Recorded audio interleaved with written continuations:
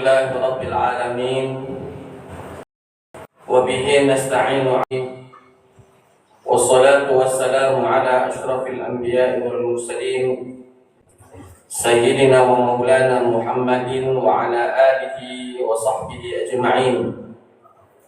أشهد أن لا إله إلا الله وحده لا شريك له وأشهد أن سيدنا محمدا عبده ورسوله لا نبي بعده. سبحانك لا علم لنا إلا ما علمتنا إنك أنت العليم الحكيم. قال رب اشرح لي صدري ويسر لي أمري واحلل عقدة من لساني يفقه قولي. رب آت نفسي هداها وزكها أنت خير من زكاها أنت وليها ومولاها. ثم أما بعد. معاشر الحاضرين jamaah salat subuh Masjid At-Tahirin yang dimuliakan oleh Allah Subhanahu wa taala. Syukur alhamdulillah di subuh hari Kamis ini kembali kita dipertemukan oleh Allah Subhanahu wa taala dalam kondisi sehat walafiat. Salawat beriringkan salam, semoga selalu tercurahkan kepada junjungan kita baginda Nabi besar Muhammad sallallahu alaihi wasallam. Bapak-bapak, ibu-ibu, hadirin wal hadirat yang dimuliakan oleh Allah Subhanahu wa taala. Pada 2 pekan yang lalu, karena di pekan yang lalu saya izin tidak hadir, pada 2 pekan yang lalu kita akhiri kajian tafsir kita pada surat An-Nisa ayat 59. Maka di subuh hari ini insyaallah kembali kita akan melanjutkan kajian tafsir kita di surat An-Nisa ayat 60, surat An-Nisa ayat 61, kalau memang memungkinkan waktu kita sampai An-Nisa ayat 62. Sebelum kita mencoba mengkaji, mentafsirkan ayat-ayat tersebut, alangkah baiknya jika kita baca terlebih dahulu ayat-ayat yang akan kita tafsirkan. A'udzu billahi minasy syaithanir rajim. Bismillahirrahmanirrahim. ألم تر إلى الذين يزعمون أنهم آمنوا بما أنزل إليك وما أنزل من قبلك يريدون أن يتحاكموا إلى الطاغوت وقد أمروا أن يكفروا به ويريد الشيطان أن يضلهم ضلالا بعيدا. وإذا قيل لهم تعالوا إلى ما أنزل الله وإلى الرسول رأيت المنافقين يصدون عنك صدودا. فكيف إذا أصابتهم مصيبة بما قدمت أيديهم ثم جاءوك يحلفون بالله إن أردنا إلا إحسانا وتوفيقا. أولئك الذين يعلم الله ما في قلوبهم فأعرض عنهم وعظهم وقل لهم في أنفسهم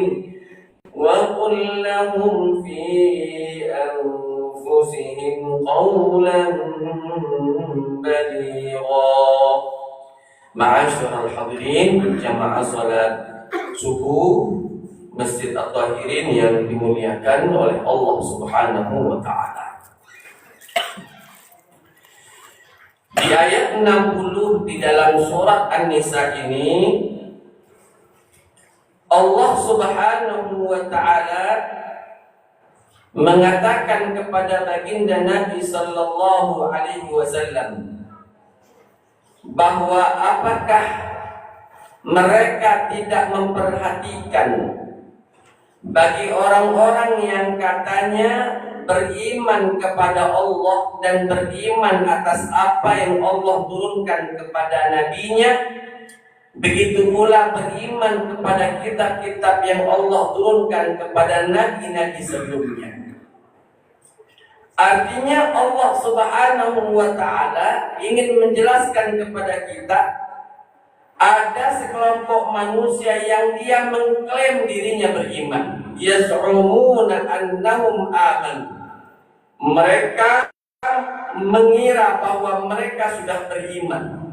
Mereka mengklaim keimanan itu. Bima unzila ilaika. Mereka mengklaim beriman atas apa yang Allah turunkan kepadamu wahai Muhammad berupa Al-Quran. Mereka meyakini bahwa mereka telah beriman kepada Al-Quran. Wa ma unzila min qablika, begitu pula atas kitab-kitab yang Allah turunkan sebelum engkau, yaitu kitab Zabur kepada Nabi Daud, kitab Taurat kepada Nabi Musa, dan kitab Injil kepada Nabi Isa alaihi wassalam. Akan tetapi kata Allah, mereka yang mengklaim beriman tersebut kepada Al-Quran dan kepada kitab-kitab suci sebelumnya, yuriduna an yatahakamu ila taghut, tapi mereka lebih condong, lebih berkeinginan untuk mengambil hukum-hukum dari selain Al-Quran. Disebutkan di ayat ini disebut at-taghut. Mereka mengambil hukum-hukum taghut, hukum-hukum yang pondasi awalnya bukan syariat Allah Subhanahu wa taala. Artinya apa Bapak Ibu?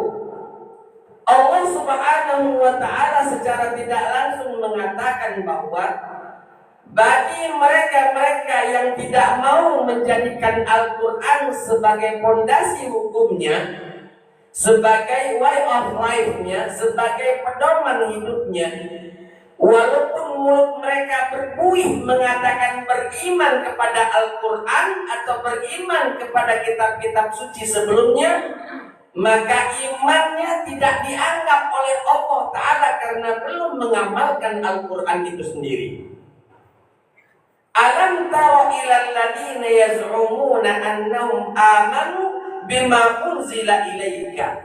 Tidakkah engkau melihat wahai Muhammad mereka-mereka yang meyakini diri mereka beriman atas apa yang Allah turunkan kepadamu berupa Al-Quran, wa ma unzila min qablika, dan apa-apa yang Allah turunkan kepada nabi-nabi sebelummu, tapi mereka yuriduna an yatahakamu ila taghut. Mereka lebih condong, lebih berkeinginan untuk mengamalkan, mempraktekkan hukum-hukum taghut, hukum-hukum di luar Islam, ya lalu meninggalkan Al-Quran itu sendiri. Hati-hati nih Pak, banyak di antara orang-orang yang katanya beriman saat ini, tapi ketika diperintahkan untuk mengambil hukum dari Al-Quran, dia tidak mau. Contoh saja Pak, contoh saja, hati-hati sekali ini, contoh saja. Masalah hukum waris Pak, hukum warisan. Allah sudah tentukan bahwa orang-orang yang mendapatkan warisan itu siapa saja. Siapa saja dan berapa jatah yang mereka dapatkan dari harta peninggalan warisan tersebut. Siapa dapat berapa sudah ditentukan oleh Allah Subhanahu wa ta'ala. Bahkan sudah dipelajari di masjid-masjid yang kita sebut dengan hukum faraid, hukum mawaris atau hukum faraid. Tapi masih banyak di antara orang-orang tersebut yang mohon maaf tidak mau menjalankan hukum ini, lalu mengambil hukum lain selain hukum Allah Subhanahu wa ta'ala. Nah yang seperti ini, di ayat ini setidaknya mengatakan diragukan keimanannya kepada Al-Quran apabila dia belum menjadikan Al-Quran sebagai sumber dari hukum tersebut. Ustaz, apakah tidak boleh selain selain bagi warisan secara Islam? Jawabannya boleh, tapi awali dulu dengan syariat Islam. Contoh, si fulan dapat berapa, fulanah dapat berapa, si ini dapat berapa, si itu dapat berapa. Sudah selesai, baru mereka katakan, sepertinya aku mengundurkan diri dari hakku ini, sudahlah aku nak membagi sama adik aku. Kesian nih, dia dapat setengah, aku dapat 2 kali lipat daripada apa yang dia dapatkan. Aku juga lah sudah begawi, duit lah sudah ada, apalagi yang mencari dak adik lagi, sudah adik aku masih kecil, sudahlah setengahnya bagi rata deh kamu sama adik kami. Boleh tak jawabannya? Boleh, setelah hukum warisan yang ditentukan oleh Allah Ta'ala dipenuhi dulu, Pak. Barulah kita mengatakan kita bagi rata deh. Setelah itu semuanya baru boleh. Tapi kalau belum apa-apa, sudahlah, tak usah nak bagi waris secara Islam, bagi rata langsung nak bagi rata ini tidak jadi. Kenapa? Karena hukum sudah ditentukan oleh Allah Ta'ala. Lidzakari mithlu hadzil unthayain, bagi seorang laki-laki mendapatkan 2 jatah dibandingkan perempuan. Kenapa? Ya karena laki-laki yang menafkahi istri dan anaknya, sedangkan perempuan dia hanya untuk dirinya saja uang warisan tersebut. Itu contoh dasar saja. Contoh lain, Pak. Contoh lain. Allah Subhanahu wa ta'ala di dalam Al-Quran memerintahkan, ya ayyuhan nabiyyu qul li azwajika wa banatika wa nisa'il muslimin ayyudnina 'alaihinna min jalabibihin.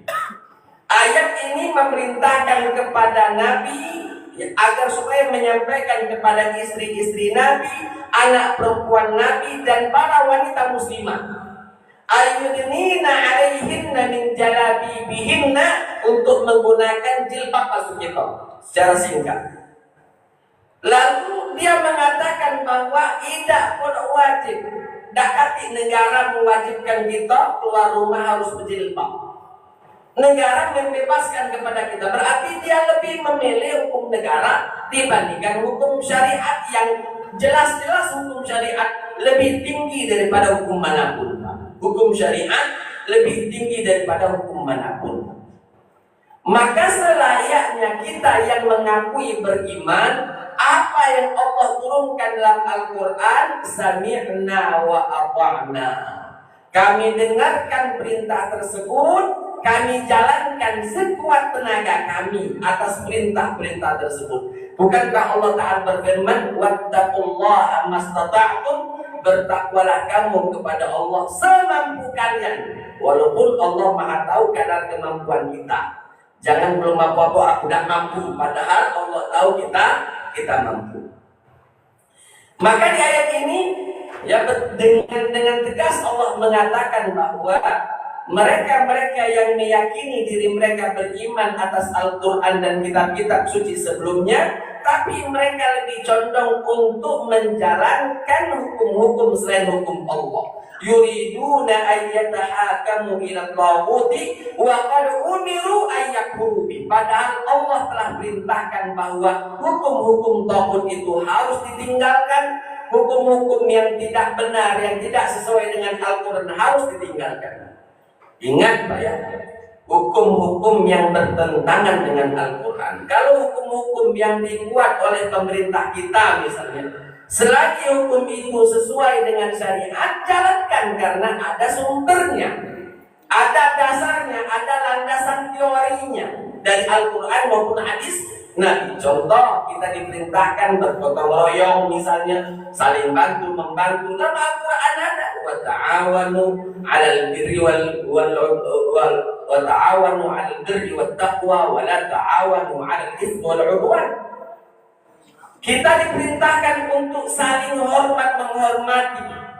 Kita diperintahkan untuk saling toleransi. Dalam hukum kita atau hukum Islam sama saja. Dalam Al-Quran Allah Ta'ala mengatakan bahwa lakum dinukum waliyadin. Agamamu, agamamu, agamaku, agamaku. La ikraha fid din, tidak ada paksaan dalam agama. Ingat Pak, toleransi yang dimaksud, toleransi yang benar itu Pak, ya, adalah membiarkan penganut ajaran agama lain menjalani apa yang dia yakini tanpa kita ikut campur dengan apa yang mereka kerjakan. Itu toleransi. Kalau mengharuskan orang lain menjalani seperti apa yang kita jalani, itu bukan toleransi itu, Pak. Misal ini contoh kita lebaran, uang yang non Islam disuruh kita kau lebaran nggak lebaran awas minggir dari Indonesia, kami ini 70-80% di sini. Tidak, itu bukan toleransi. Toleransi itu adalah membiarkan orang lain yang berbeda dengan kita melakukan apa yang dia yakini tanpa kita halang-halangi, karena memang itulah yang dia yakini. Itu yang namanya toleransi. Ini kadang uang lebaran agama lain, kita yang suruh pakai bajunya, Pak. Mohon maaf, misalnya para pelayan disuruh pakai baju tertentu yang itu ciri khas agama mereka. Sedangkan pelayannya bukan beragama sama seperti agama yang punya toko misalnya. Ini tidak boleh. Bukan toleransi, ini namanya penindasan. Kenapa? Karena tadi ya, orang yang tidak beragama disuruh menggunakan orang yang tidak beragama yang seperti yang dia yakini disuruh berpakaian yang tidak dia yakini. Oh, ini kan toleransi. Bukan toleransi, itu namanya pemaksaan. Sedangkan dalam Al-Quran la ikraha fid din, tidak ada paksaan dalam agama. Toleransi itu orang nak sholat, tajulah kamu sholatlah. Kami memang tidak wajib sholat karena kita beda agama. Dipersilakan. Orang mau ibadah hari mingguan, ibadah hari ini, ibadah hari itu, tafadhalu, silakan. Tidak jadi masalah, kami tidak kadang-kadang. Bahkan insya Allah kami yang akan menjaga tempat kamu. Cuma tadi kami tidak melok-melok pada ritual ajaran agama. Kenapa? La ikraha fid din, lakum dinukum waliyadin. Bapak Ibu hadirin wal hadirat rahimakumullah. Yuridu syaitanu an yudillahum dhalalan ba'ida. Allah tegaskan bahwa setan ini menginginkan kita untuk sesat-sesatnya. Dengan cara apa Pak? Setan membisikkan kepada kita untuk menjalankan hukum yang mana hukum itu tidak ada warnanya sama sekali dengan hukum Islam. Contoh ya. Di satu negeri Pak, ada tradisi mereka bahwa ketika hendak menikah, perempuan tersebut harus dilarikan dulu. Ini tradisi.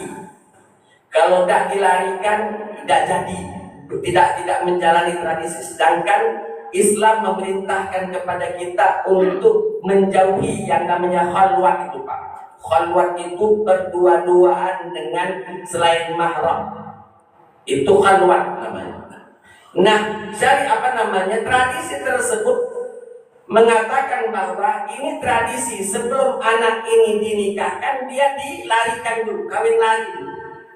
Jangan galak Pak, kawin lari asli, tak lemah. Menges Pak, kawin lagi menges gitu. Kawin duduk lagi menges, apalagi kawin lari. Oleh sebab itu ma'asyiral hadirin, ya, tradisi seperti ini tidak boleh semua dijalankan, dapat bertentangan dengan syariat. Selagi tradisi sesuai dengan syariat, silakan. Tidak jadi masalah, sesuai dengan syariat. Tapi kalau ada tradisi yang tidak sesuai dengan syariat, wajib hukumnya untuk ditinggalkan. Di tempat lain Pak, di negeri lain ada ya, ibadat mereka harus minum khamr dulu, minum minuman keras dulu. Tidak jadi Pak.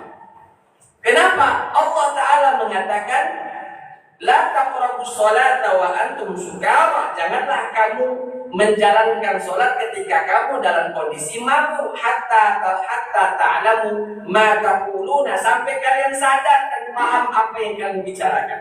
Itu Allah melarang kita untuk mendirikan sholat dalam kondisi mabuk. Masa kita nak mabuk dulu baru sembahyang? Jadi ini jelas bertentangan dengan syariat. Mau tradisi siapapun, haruslah kita meninggalkan tradisi-tradisi yang tidak sesuai, bahkan bertentangan dengan syariat itu sendiri. Kalau tidak, maka kita dikhawatirkan termasuk orang yang katanya beriman kepada Al-Quran, tapi tidak mau menjalankan Al-Quran itu sendiri. Alhamdulillah negeri kita Pak, walaupun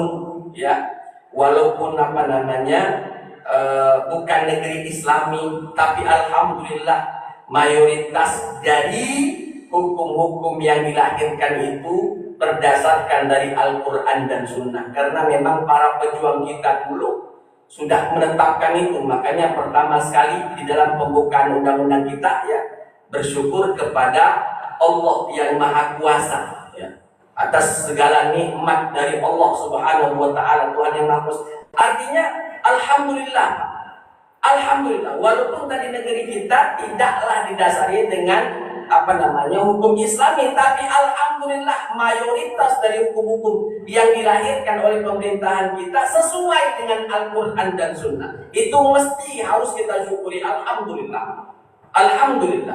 Karena banyak negeri-negeri di luar sana Pak, asli dak katinian hukum-hukum Islamnya. Kalau ada fobia mereka cepat menggantinya supaya tidak ada nuansa-nuansa Islami di dalam hukum-hukum atau undang-undang mereka. Kita harus banyak-banyak bersyukur. Alhamdulillah mayoritas dari undang-undang yang ada itu berkesesuaian dengan Al-Quran, berkesesuaian dengan hadis Nabi Sallallahu Alaihi Wasallam, dan sekali lagi ini patut kita syukuri. Alhamdulillah.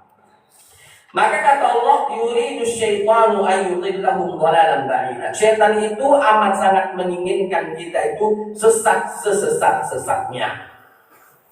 Pak, Bu, syaitan ini ketika Allah Subhanahu wa Ta'ala usir dari surga, setelah setan iblis ini diperintahkan sujud kepada Adam, tapi iblis tidak mau sujud kepada Adam.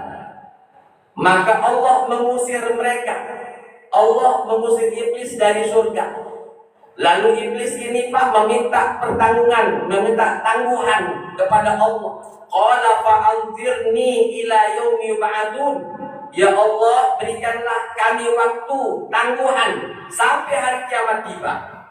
Para ulama tafsir mentafsirkan ayat ini setidaknya ada dua makna. Pertama, menangguhkan azab. Ya Allah, jangan berikan azab kepada kami, ini tafsirannya, sampai datang hari kiamat.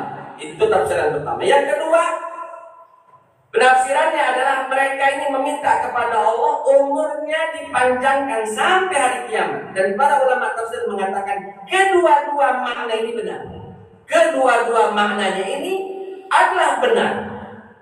Kata Allah,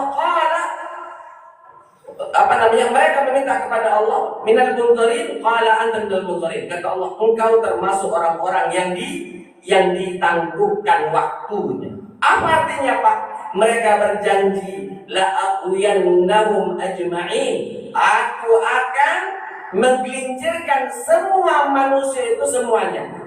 Itu janji setan, janji iblis kepada Allah, bahwa iblis akan menggoda, menggelincirkan manusia dari jalan yang benar. Illa ibadaka minhumul mukhlasin, kecuali hamba-hambamu yang ikhlas, tak baca para setan untuk menggodanya. Itu hanya itu saja kata iblis.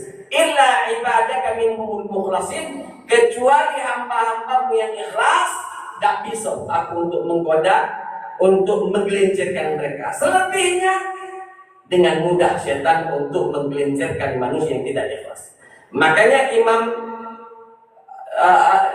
Al-Ghazali di dalam kitabnya Ihya Ulumuddin mengatakan manusia itu akan hancur ketika dia tidak memiliki ilmu. Artinya kalau orang bodoh pasti hancurnya. Manusia itu hancur kecuali orang yang berilmu. Orang yang berilmu pun akan hancur kecuali mereka yang mengamalkan ilmunya. Orang yang mengamalkan ilmunya pun akan hancur kecuali orang yang mengamalkan ilmunya karena ikhlas karena Allah Subhanahu wa Ta'ala. Jadi orang-orang bodoh, orang awam jelas hancurnya, Pak. Kecuali orang yang berilmu. Orang yang berilmu pun akan kalah dari godaan setan ketika dia berilmu tidak mengamalkan ilmu-ilmunya. Al-ilmu bila amalin kasyajari bila thamar. Ilmu tanpa diamalkan seperti pohon yang tak berbuah, ati gunung. Bahkan dengan ilmu itu nanti dia akan ditarik-tarik, diseret masuk ke api neraka, Pak. Dia punya ilmu tapi tidak diamalkan. Dalam hadis Nabi Rasul mengatakan bahwa tidak akan pernah melangkah kaki seorang hamba di akhirat nanti kecuali ditanya terlebih dahulu tentang 4 hal. Salah satu dari 4 hal itu an ilmihi, akan ditanya tentang ilmunya, sudahkah ilmu itu dia amalkan. Jadi orang yang berilmu tidak mudah, Pak. Selain sulit nyarinya, sulit juga mengamalkannya. Dihisab oleh Allah, diaudit oleh Allah Ta'ala tentang ilmu yang dia miliki sudah atau belum dia amalkan. Nah ini hati-hati ya.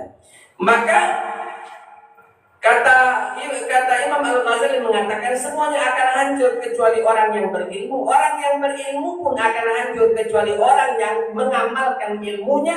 Orang yang mengamalkan ilmunya pun akan hancur kecuali mereka yang mengamalkannya karena ikhlas lillahi ta'ala. Ini pentingnya ikhlas.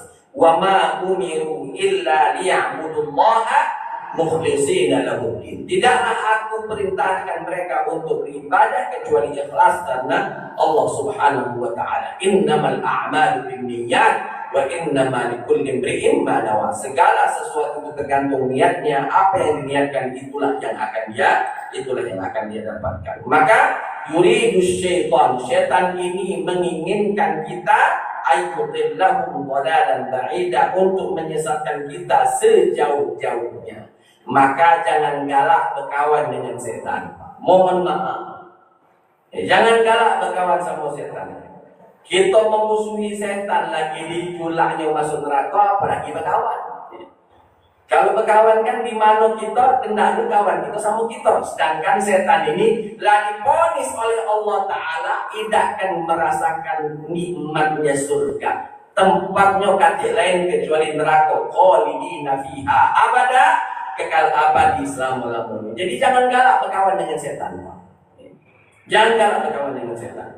Kenapa? Karena pasti setan akan membawa kita bersama dia kemanapun dan kapanpun. Ketika dia membawa kita ke neraka, maka selama-lamanya kita neraka. Karena setan tidak pernah mungkin bawa kita ke surga. Tidak akan pernah mungkin. Sampai unta tadi masuk ke lubang jarum, ya. Dalam Al-Quran sebutkan, ya, sampai unta masuk ke lubang jarum. Kira-kira baca tak Pak unta masuk ke lubang jarum? Tak baca. Sikok besar nian, lubang jarum kecil nian. Kita nak masuk ke benang ke lubang jarum lagi tak mudah-mudah. Berapa kali ngilangnya Pak? Masuk ke benang itu nggak boleh toy, ntar masuk turun. Jadi dijilat dulu, nah baru lubang itu pun tak masuk. Padahal benang itu kecil. Apalagi kalau unta nak masuk ke lubang jarum, tidak jadi. Kalau masuk itu sampai kucing bertanduk, nah masuk itu itu. Artinya apa? Tidak akan pernah terjadi karena kucing nak kemana beda ke bertanduk. Nah, ini kamu pelihara kucingnya, umur kucingnya 100 tahun keluar tanduknya tanduk emas, itu tidak usah percaya karena memang kucing tidak bertanduk. Ini kadang kita nih kalau dibuyani gitu nih. Na'udzubillah summa na'udzubillah. Bapak Ibu hadirin wal hadirat. Jadi syaitan itu menginginkan kita untuk sesat sesat-sesatnya. Masuk kita pada ayat selanjutnya Pak. Di ayat 61 dalam surat An-Nisa. Allah Ta'ala berfirman, "Wa idza qila lahum ta'alu."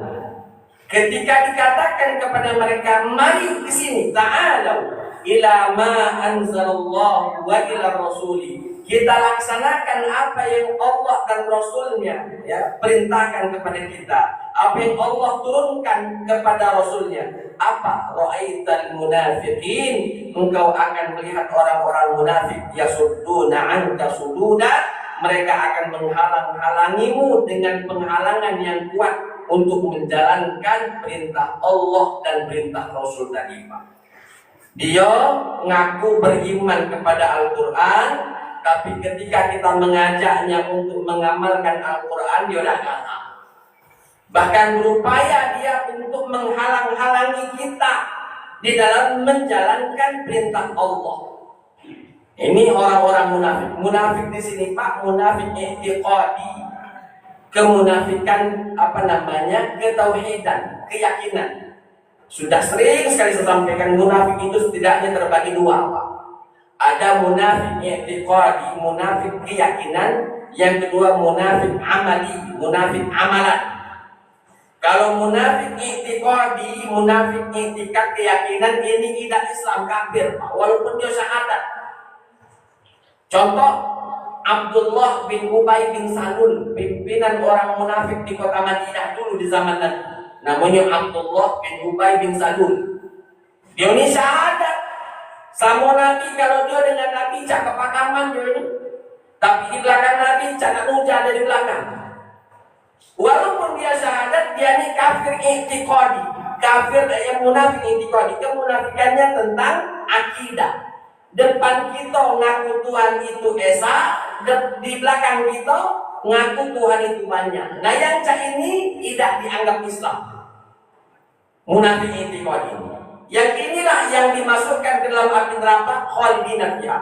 Innal munafiqina fid darkil asfali minan nari wa lan tajid lahum nasira. Orang-orang munafik i'tiqadi ini akan dimasukkan ke neraka api neraka dan tidak akan pernah kalian mendapatkan pertolongan sedikit pun dari Allah. Ini munafik i'tiqadi.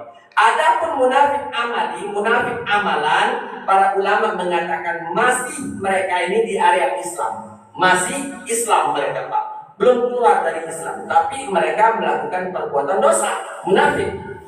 Contoh dalam hadis mengatakan ayatul munafiqi tsalas, tanda-tanda orang munafik itu ada 3. Idza haddatsa kadzaba, kalau dia ngomong selalu bohong.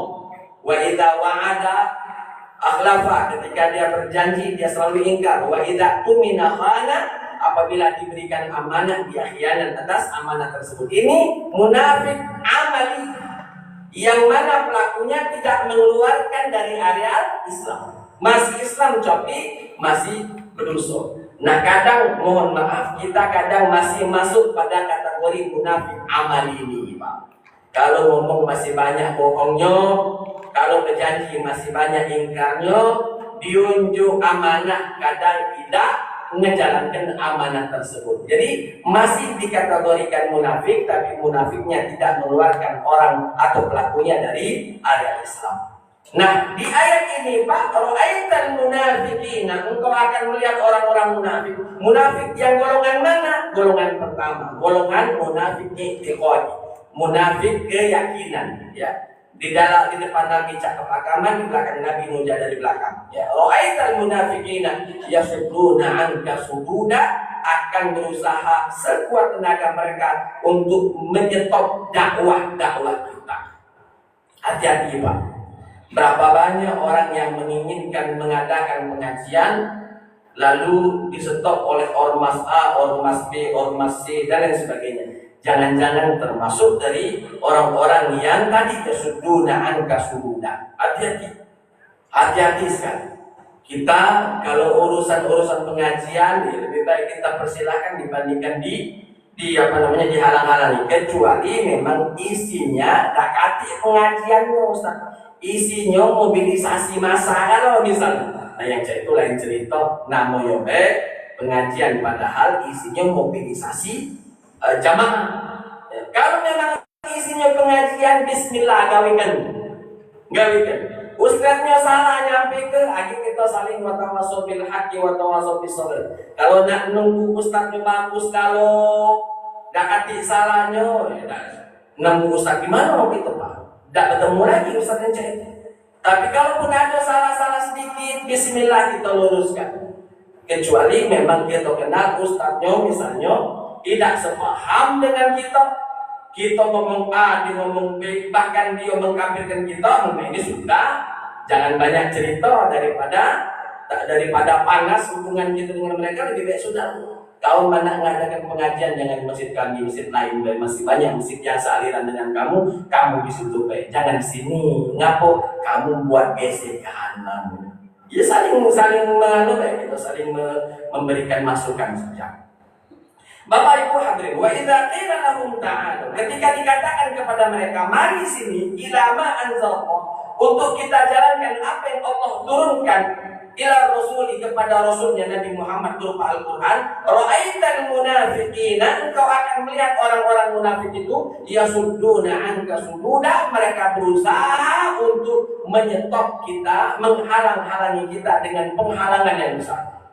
Ada saja yang dia kerjakan supaya menghalang-halangi kita untuk menjalankan perintah Allah dan perintah Rasulnya. Pak, anak itu lah bagus-bagus, nak berjilbab. Bapak mamanya dewe ngomong udah usah dulu nak berjilbab, pecah nenek-nenek kau kucingukan. Agi tak laku dan lain sebagainya. Kita bilang, ya Allah ya Rabbi, anaklah bagus-bagus, nak jilbab, datang mama bapaknya mata semangatnya.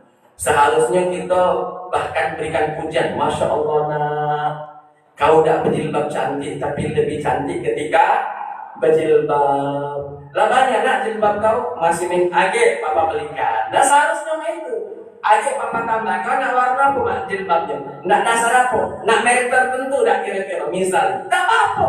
Kita berikan dia semangat Pak. Ya. Bukan dipatahkan, budak masih kecil di nak berjilbab, kita udah usah nak kau berjilbab. Bercanda nenek-nenek kau. Ya Allah, jadi sudah berhenti, tidak lagi berjilbab. Anak kita kepengen sholat di masjid, Pak. Baru kelas 1, SMA, SMP nak ke masjid, atau masih SD ke masjid. Apa kata bapaknya? Tidak usah aku ke masjid. Kalau di masjid main baik, yo kalau di masjid dia main, tidak usah ke masjid. Tapi kalau dia ke masjid bagus, jangan halang-halangi. Takut, dia mungkin takut saingan, Pak. Anaknya ke masjid terus, bapaknya tidak. Nah ini masalah. Ini masalah. Ya. Kalau memang anaknya kepengen ke masjid, sudah ke masjid lah. Cuma tadi untuk ibadah, bukan untuk main-main. Karena ada budak Pak yang nak ke masjid, memanglah janjian sama kawannya. Nah gitu jangan. Masjid bukan tempat bermain. Budak buang sholat, laju di belakang ribut oleh budak main-main. Ini tidak perlu cocok. Tapi kalau ada anak-anak betul-betul Pak masih kecil memang kepengen sholat di masjid, Allah bukakan pintu hidayah anak itu dari kecil sudah bagus. Alhamdulillah. Jangan dihalangi sudah anak. Tidak usah lagi kau, tidak usah lu ke masjid, kau kan masih kecil. Tunggu kalau tua kan baru ke masjid. Nah yang ini tidak jadi Pak. Ya. Kita harus memberikan motivasi kepada mereka. Jangan sampai kita malah ya sudah kita menghalang-halangi mereka untuk berbuat baik, menjalankan apa yang Allah dan Rasulnya perintahkan. Malah kita seharusnya memberikan support, memberikan penghargaan, kita dukung, malah kita mengecilkan, menerdilkan, bahkan mematahkan semangat-semangat mereka. Bapak Ibu hadirin wal hadirat rahimakumullah. Fa kaifa idza asabathum musibah, kata Allah Ta'ala, bagaimana seandainya apabila musibah ditimpakan kepada mereka, azab Allah timpakan kepada mereka, bima qaddamat aydihim, atas apa yang mereka lakukan, imbalan dari Allah atas apa yang mereka kerjakan, telah menghalang-halangi orang lain melakukan perbuatan baik. Ya, bagaimana ketika musibah itu datang? Bagaimana ketika azab itu datang? Tak satu manusia pun mampu menolaknya jikalau azab itu datang. Na'udzubillah. Kita ini kadang terlalu santai. Kita menganggap ada kati azab itu karena tak terjengok di azab ini. Dan ini memang doa Nabi SAW meminta kepada Allah agar supaya tidak mengazab kaum ini ya selagi mereka masih hidup. Kenapa? Agar supaya ada masa taubatnya. Kalau di ujung-ujung hayatnya nak taubat. Beda dengan umat-umat terdahulu. Umat terdahulu mereka melakukan kesalahan, diingatkan, tidak galak nurut, azab turun. Contoh kaum Nabi Nuh alaihissalam. Diajak, tidak galak nurut. 950 tahun Nabi Nuh berdakwah, cuma 80-an kurang lebih yang Islam. Gagal lagi, sudah turun azab. Banjir pun memenuhi bumi ini. Selesai ya, kaum Nabi Nuh. Kecuali yang berada di dalam kapal 400. Begitu juga kaum Nabi Nuh. diingatkan bahwa LGBT itu haram, gay, lesbian dan sebagainya itu tidak boleh, termasuk perilaku-perilaku yang menyimpang yang diharamkan oleh Allah Ta'ala. Sudah diingatkan oleh Nabi Lut alaihissalam, itu tidak boleh, ini tidak boleh, yang menggalak cari betina, nikahi perempuan. Ini malah lanang sama lanang, betina sama betina. Sudah diingatkan dah galak, turun azab. Bagaimana azabnya? Ja'alna 'aliyaha safila. Tanahnya dibalik oleh Allah. Yang atas jadi bawah, yang bawah jadi atas. Selesai. Ya. Bahkan Nabi Nuh ketika diperintahkan untuk keluar dari kaum Sodom, membawa para pengikutnya, kata malaikat yang menghancurkan negeri Sodom itu, Pak, jangan melirik ke belakang, wala terhid, jangan noleh. Ngapa? Karena takut kita ketika lihat azab itu jadi trauma. Pasal kita ketika di belakang berdentum, gak usah noleh. Mau malu kabar, gak usah noleh. Takutnya kita menjadi trauma saking dahsyatnya azab Allah Ta'ala. Itu di zaman kaum Nabi Lut berdentang-dentung itu, Pak, karena tanah yang dibolak-balikkan. Zaman kita ini, Pak, percon yang punya berdentang-dentung. Ya. Malam tahun baru kemarin, Pak, mecah kita di Gaza, mecah di Palestina, berdentang-dentung. Ya Allah, ya Rabbi. Sampai pagi, tidur dan nyenyak. Pikir kira itu padahal cuma suara saya berdentang-dentung tidur dan nyenyak. Mana berdentang-dentung memang bom yang nyampak. La haula wala quwwata illa billah. Baru suara yang mengganggu telinga sudah tidak nyaman. Apalagi suara sekaligus bom yang meledak. Nauzubillah subhanallah. Terus terang saja, Pak. Malam baru kemarin saat aku berpikir pecah di Gaza gitu. La haula wala quwwata illa billah. Berdentang. Cobalah duit miliar untuk beli percon tadi masuk ke kejelangan masjid. Oh, itu jelas bermanfaat itu. Pak, percon itu Pak tidak murah tidak. Yang panjangnya itu ratusan juga rupanya, Pak. Ustaz tahu, Ustaz beli tidak, cuma bertanya berapa harganya. Ya kita kan cek harga, Pak, cek harga. Kalau seandainya dia tidak beli percon, dibelikannya mushaf Al-Quran, lalu diwakafkan ke masjid, selagi Al-Quran itu dibaca, pahala mengalir, Pak, amal jariah. Amal jariah. Coba berapa banyak uang yang dibakar semalam itu? Coba belikan masjid, taruh di masjid, atau kasih ke anak-anak menghafal Quran di pesantren-pesantren. Asli, Pak, banyak kita dapat pahala dibandingkan tantum-tantum tadi. Ya Rabbi, padahal kita katakan, sudah sering kita sampaikan bahwa itu tradisi tersebut tidak ada kaitannya sama sekali dengan agama Islam. Bahkan amat sangat kental tradisi tersebut dengan ajaran agama di luar Islam. Bagaimana cara orang-orang Majusi memanggil umatnya untuk beribadah dengan cara api, Pak. Bagaimana kaum Yahudi memanggil ibadatnya untuk beribadah dengan trompet, ya, Nasrani dengan lonceng, dan lain sebagainya. Dan itu kesemuanya ada di malam kemarin, Pak. Dakati uangnya dia malam tahun baru bukan dangtum azan. Aku belum pernah dengar uang azan di jam 00.00 itu. Kalau kayak nak memasukkan unsur Islam di dalam malam tahun baru, dakati, Pak.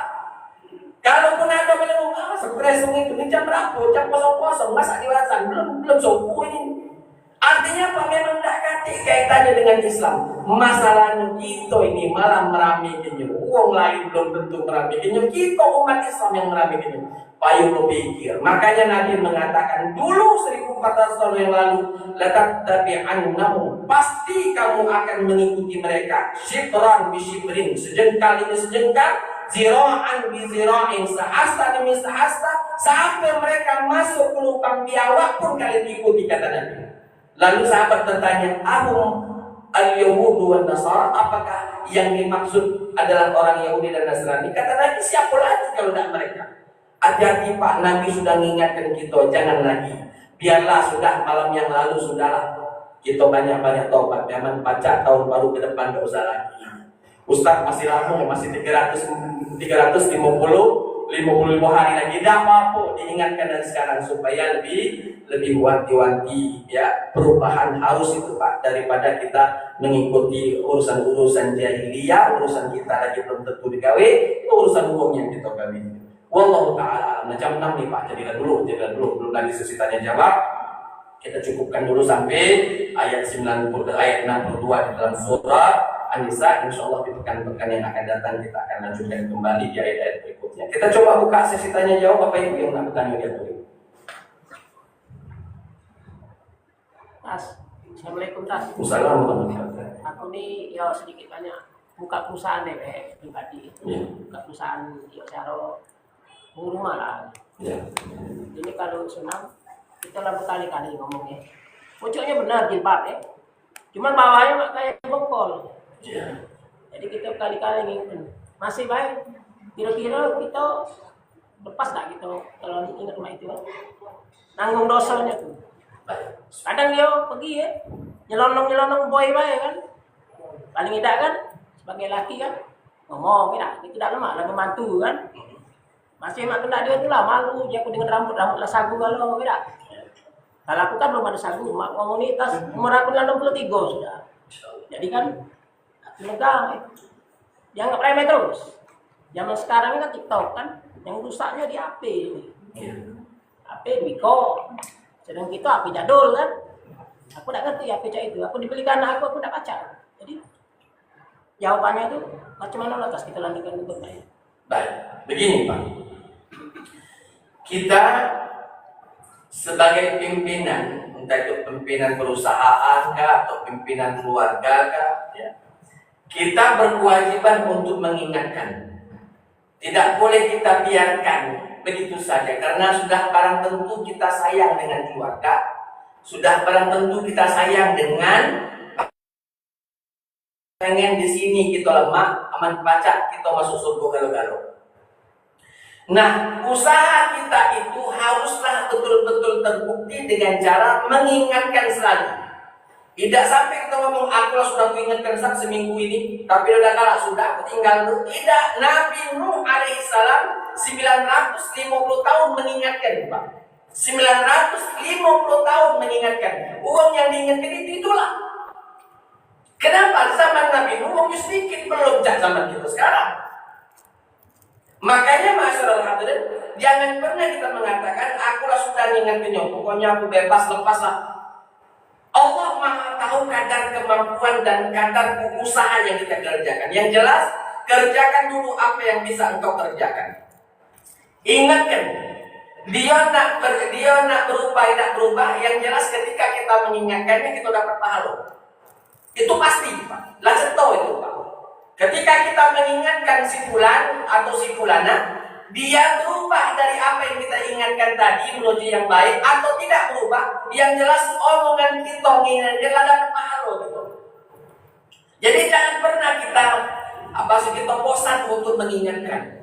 Ustaz, akulah sudah malam, kalau sudah selesai, kalau tidak ada dosa lagi. Kalau memang sudah selesai semuanya, sudah diingatkan berulang-ulang sampai berkuih mulut ngomongnya masuk itu bahasa kita sampai berkuih mulut ngomong. Tak galak dia meloi aturan main kita, sedangkan itulah yang diperintahkan oleh Allah dan Rasulnya. Habis sudah tenaga kita, habis sudah kesempatan kita, oke, kita memang tidak berdosa lagi, sudah lepas. Tapi kita kan menginginkan kebahagiaan kita duniawi dan ukhrawi. Ketika kita mengingatkan orang tersebut, dia nerimo dan nerimo, yang jelas kita dapat paham. Maka jangan kamu biarkan, apalagi itu istrimu, apalagi itu anak perempuanmu, apalagi itu karyawan-karyawanmu yang notabene kita sayangi mereka semua karena Allah. Kita sayangi mereka semua karena Allah Ta'ala. Jangan berharap bahwa sekali diingatkan langsung berubah apa. Jangankan kita, Nabi yang mengingatkan umatnya, tak sekali dua langsung berubah, apalagi omongan kita. Ustadz yang lebih pakam lagi, lebih bagus dari kita, lebih pakam dari kita lagi, tak dengerinnya omongannya apalagi kita. Makanya sudah, tetap ingatkan terus, jangan bosan-bosan mengingatkannya, karena setiap kita mengingatkannya kita dapat pahala, walaupun uang yang diingatkan tidak galak nurut omongan kita. Intinya adalah jangan putus Jangan berputus asa, jangan lalu mengatakan aku tak akan lagi ngomong. Lah sudah ngomongin berkuih mulut ini ngomong tapi tidak ada perubahan. Yang rugi kita deh. Pertama, tidak dapat pahala berdakwah. Yang kedua, bisa jadi akan berbeda jalan antara kita dengan mereka yang kita cintai. Kita kan insya Allah dalam jalan yang benar menuju surga. Kalau mereka bukan menuju surga, nanti tempat lain kecuali neraka. Dan itu tidak kita inginkan. Makanya selalu diingatkan, didakwahi. Nabi Nuh 950 tahun berdakwah kepada orang-orang kaum-kaum yang sama, tidak kalah berubah. Nabi Muhammad SAW 13 tahun mendakwah di kota Mekah, tidak kalah nurut. 13 tahun. Ya. Sampai Nabi Muhammad terusir dari kota Mekah lalu hijrah ke kota Madinah. Intinya adalah jangan berhenti mengingatkan. Jangan berhenti mengingatkan. Insya Allah setiap kita mengingatkannya, menunjuk tahu dia, kita dapat pahala. Dia nak berubah, tidak berubah, kita tetap dapat pahala karena kita selalu mengingatkan orang tersebut. Nah, mudah-mudahan memang dengan sebab kita orang tadi dapat hidayah. Kalau memang sudah kita omongkan sampai mati tidak dapat hidayah, bukan salah kita lagi. Nabi baik yang senantiasa mengingatkan pamannya Abu Thalib untuk beriman sampai mati. Abu Thalib belum mengucapkan syahadat. Nabi Muhammad tidak salah kalau sudah ngingetinnya. Kalau sudah di dasar mamang yang enggak galak beriman kepada Allah Subhanahu wa taala. Bahkan ketika Abu Thalib meninggal dunia, Nabi bersedih lalu mengatakan, Allah berfirman, innaka la tahdi man ahbabta walakinnallaha yahdi man yasha. Sesungguhnya engkau tak mampu memberikan hidayah kepada siapapun yang kau inginkan, tapi Allah lah yang memberikan hidayah kepada siapapun yang diinginkan oleh Allah. Banyak-banyak berdoa untuk mereka. Selain kita mendakwahi, mengingatkan, ya, menjelaskan kepada mereka, banyak-banyak mereka juga didoakan. Ya Allah, berikanlah hidayah kepada mereka. Bukakan pintu hidayah untuk mereka. Bimbing mereka di jalan yang benar. Begitu selanjutnya, begitu selanjutnya. Mudah-mudahan kalau setelah kita semua kita kerjakan apa yang bisa kita kerjakan, tidak ada perubahan dari orang yang kita dakwahi. Allah Maha Tahu. Bukan tugas kita lagi, bukan tanggung jawab kita lagi. Tapi kalau kita belum apa-apa nyerah, sedikit memang salah kita karena mengingatkannya hanya beberapa saat saja. Wallahu ta'ala a'lam bishawab. Masih ada ibu tadi? Silakan. Assalamualaikum warahmatullahi wabarakatuh. Waalaikumsalam. Bagaimana ciri-ciri orang munafik Islam? Adakah doanya untuk orang munafik? Apa ciri-ciri orang-orang munafik dalam Islam? Tadi di penjelasan di materi sudah saya sampaikan. Setidaknya Nabi mengatakan ciri-ciri orang munafik amali. Munafik dari tingkah laku perbuatan itu ada 3. Yang pertama, idza haddasa kadzaba. Kalau dia ngomong banyak bohongnya. Idza haddasa kadzaba. Kalau dia berbicara berdusta. Jadi banyak bohongnya dibanding benarnya apa yang dibicarakan. Nah, hati-hati. Kalau memang ada dalam satu orang seperti itu, jaga jarak. Kenapa? Karena bisa dia terindikasi terkena penyakit munafik amali. Dan orang munafik ini, Pak, penyakit ini mohon maaf, kadang yang melakukannya tidak terasa kalau dia penyakit munafik, terkena penyakit munafik. Orang yang melihatnya kadang merasakan bulan ini terkena penyakit munafik. Tapi kalau penyakit jasmani, nah kadang orang lain tidak tahu kita yang merasa ini. Contoh orang lagi sakit perut, Pak. Tidak tahu kalau kita sakit perut, diam begitu. Ngapa berdiam? Diam. Ngapa berdiam? Diam. Ngapa? Sakit perut. Nah, ketika dia ngomong sakit perut, baru kita tahu kalau dia sakit perut. Jadi kalau penyakit jasmani, orang yang terkena penyakit itulah yang paling tahu sakitnya itu mana. Sakitnya mana. Tapi kalau penyakit rohani termasuklah tadi itu munafik, ya. Kadang orang yang terkena penyakit itu tidak sadar kalau dia terkena penyakit itu. Orang lain yang nengoknya yang merasakan si full itu cari munafik. Ya, kalau dia ngomong banyaklah bohongnya dibandingkan dengan itu satu. Yang kedua, wa idza wa'ada akhlafa. Kalau dia janji banyak lain karena dibandingkan ditunaikannya janjinya. Age aman aku jadi ma itu. Segalanya banyak jadi dak hati Pak yang digalikin. Nauzubillah subhanallah. Yang cak ini bisa dikategorikan ciri-ciri orang munafik yang kedua. Ya. Banyak janji tapi tidak menjalankan janjinya. Yang ketiga, wa idza tumina khana, ketika diberikan amanah, dia khianat atas amanah yang dititipkan kepada. Hati-hati sekali Pak. Diberikan amanah. Kita tadinya bujangan dikasih amanah seorang istri haruslah dibina, dididik, ya ditarbiyah dengan baik. Ini amanah dari orang tuanya kepada kita, mertua kita kepada kita, untuk membawa anak perempuannya kita bimbing sampai ke pintu surga. Amanah dari Allah. Ya, mitsaqan ghalidhan, dengan ikatan yang kuat. Ketika sudah menikah diamanahi lagi beberapa orang anak, itu amanah lagi. Bukan cuma dilahirkan saja, tapi dilahirkan lalu dididik, ditarbiyah, dijadikan anak ini sebagai anak soleh dan soleha. Ini banyak Pak, kita cuma mampu melahirkan tapi tidak mampu mendidiknya. Melahirkannya hampir tiap tahun Pak, lahiran, hampir tiap tahun lahiran. Ngedidik tak hati, tak pacak ngedidik. Ujungnya anaknya sikok jadi A, sikok jadi B, sikok jadi C. Ya, sikok di KPK, sikok di lapas anu, sikok di narkoba. Nauzubillah subhanallah. Gara-gara apa Pak? Gara-gara tadi. Ya, kita cuma mampu melahirkan tapi tidak mampu mentarbiyahnya. Idza tumina khana, ketika diberikan amanah, ia khianat atas amanah tersebut. Nah, ini termasuk dari ciri-ciri orang-orang munafik kata Nabi. Ayatul munafik salas, tanda orang munafik amali itu ada 3. Pertama, banyak bohongnya. Kalau dia ngomong banyak bohongnya. Yang kedua adalah ketika dia berjanji mani ingkarnya. Yang ketiga, apabila diberikan amanah, ia khianat atas amanah tersebut. Ada tidak doanya? Jawabannya ya, kalau secara khusus tidak ada. Yang jelas kita meminta kepada Allah agar supaya kita terhindar dari jeleknya perilaku mereka. Ya. Minta kepada Allah agar supaya kita terhindar dari keburukan orang-orang yang ingin melakukan keburukan kepada kita. Setidaknya baca a'udzu bikalimatillahi tammati min syarri ma khalaq. Aku berlindung kepada Allah dengan kalimat-kalimat Allah yang sempurna, ya, min syarri ma khalaq, dari keburukan semua makhluk, termasuklah para orang-orang munafik tadi. Wallahu taala a'lam bishawab. Isra jadilah kalau begitu. Sudah jam 6:10 lagi. Itu saja mungkin Bapak Ibu yang bisa sampaikan pada kesempatan kali ini. Mudah-mudahan ada manfaatnya bagi semuanya. Sejenak mari kita mengangkat tangan, bermunajat kepada Allah Ta'ala. Mudah-mudahan apa yang diniatkan Allah Subhanahu wa Ta'ala benar untuk menjawab semua doa-doa kita.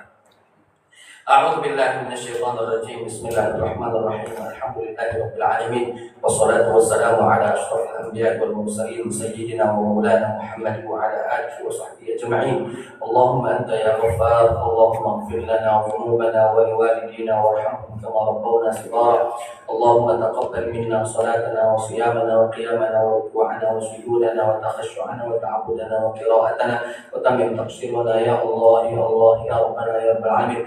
ربنا اللهم انك عفو كريم تحب العفو فاعف عنا. اللهم انا نسالك رضاك والجنه ونعوذ بك من سخطك والنار. اللهم يا ربنا اللهم ارنا الحق حقا وارزقنا اتباعه وارنا الباطل باطلا وارزقنا اجتنابه واجعلنا من الراشدين. اللهم اجعل جمعنا هذا جمعا مرحوما وتفرقنا من بعده تفرقا معصوما ولا تجعل فينا ولا منا شقيا ولا محروما. ربنا آتنا في الدنيا حسنه وفي الاخره حسنه وقنا عذاب النار.